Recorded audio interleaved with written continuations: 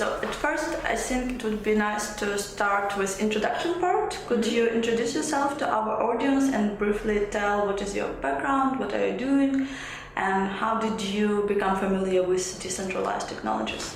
Okay.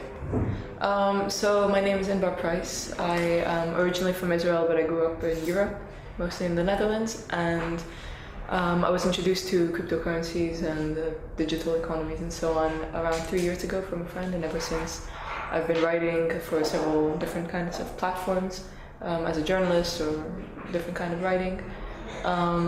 And last year I started working on a project in Israel about decentralizing media and journalism in conflict zones, but specifically starting in Israel and Palestine. And this led me on a whole journey to find out a bit more about what the power is of decentralizing news and media in different kind of circumstances. What are you going to talk about today? So tomorrow, actually, I'll talk about kind of inspired by my own project that I've been working on. But I want to talk about the role of decentralized media in conflict zones and look at. What is the story about your project? So I started working on this project 1 year ago, which is offering to decentralize media in conflict zones, and well, specifically starting in Israel and Palestine, since I'm from there and the team is also mostly from there.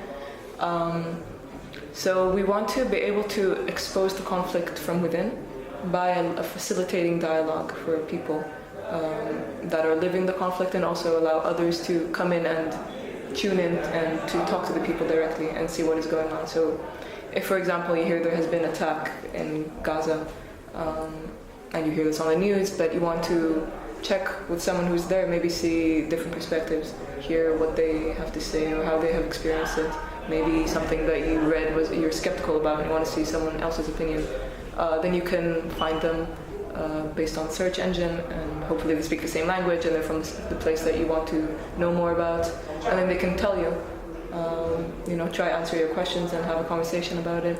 So, if I understand you correctly, you help people to communicate with others, yeah?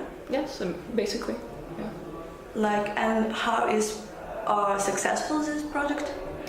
So it hasn't started yet. We're still in the developing phase and so on. So we'll see how successful it will be. But we're hoping for it to really become a journalist community, so people can also write and provide resources for communication and dialogue, and also gamifying conversations in a way that talking to your political enemy becomes a little bit easier, because there's a bit more of a structure of how to talk to each other. But do you feel that actually people from both sides are interested in this connection, in this communication, to have this conversation? There are definitely, perhaps it's a minority, but there's definitely people who are eager to talk on both sides. And for me, it's important that this platform remains, in a way, neutral, so that it's not just, left-wing liberals that are, hoping to talk to the other side. But anyone can verify their news by reaching out to someone who's experiencing the news. What is the biggest threat of journalistic freedom nowadays? I think there's many different layers of journalism. There's the perhaps government-funded journalism, and then there's different kinds of journalism which may not always have the same problems, and different fields may not have the same problems. So, for example, just looking at conflict and journalism on conflict, political issues have a very big influence on that. So, reports from Israel on the same story versus reports in Palestine will have a very big difference in the way the story is presented, the way the people are presented. So in conflict zones, I think political agendas have a big role to play. But for every issue, it may be a different kind of problem. You mean manipulation of information? Then how can we deal with manipulation of information and with censorship?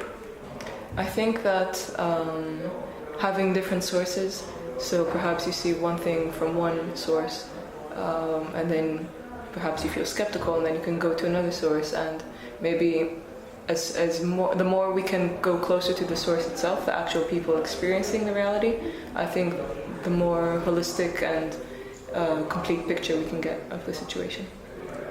And when it comes to technological tools, how decentralized technologies may help people and journalists in general to preserve freedom and to have sources for a more objective information. So I think that decentralized networks are very important here because there's no central authority that's controlling what information is left out or who can participate. Anyone can participate, and the mechanisms for achieving quality and respect are those that perhaps that are also organically formed. So if someone is disrespectful on the platform, perhaps they get downgraded. So then there's less incentive for other people to have the interaction with them. This is the kind of mechanism that we know from Airbnb, from Uber, which seems to work quite well. But then if the network is completely decentralized, unlike Uber or Airbnb where there is still a central authority, it doesn't belong to anyone. It belongs to everyone at the same time. So I think that's a very important part for self-sovereignty. And also decentralized networks can provide people the security and the anonymity they might need, because there might be a very strong impact for an Israeli talking to a Palestinian and vice versa. So it's very important to keep the privacy for those who need it. Yeah, but at the same time, don't you think that technological tools have potential for liberation as well as for dictatorship? And according to you, is it possible that blockchain technology in some way might be the foundation, the basis for a perfect surveillance state? Yeah, I mean, so blockchain technology is a very innovative tool that can, just like any other tool, can be used for mass surveillance as well as liberation. It's all about how you use it, just like the internet can be used for both sides of the spectrum, and anything in between at the same time. So it's all a matter of how you use the tool. For example, if you use blockchain technology, if you use a private blockchain, then all the information is still collectible by one central source. So then that might lead for more mass surveillance or dictatorship kind of scenario. While if it's decentralized and public blockchain, then it has different consequences. You also mentioned about Israel and Palestine. So according to you, is it possible to have a conversation with your enemy? Yes, definitely. There are many initiatives in Israel that bring together Israelis and Palestinians and different minorities. And these conversations are taking place every day. And there are a lot of difficulties involved. Sometimes they're physical, sometimes they're emotional, historical. But yes, this happens every day, online and also in physical reality. As a journalist, could you provide some tips how can we deal with censorship in highly government-controlled areas or military areas? So I don't have personal experience with that yet, but there is a protocol called 1M5, and this is a protocol that is anti-censorship in its core. So that means that data is never entered into central servers, but it remains within part of the network.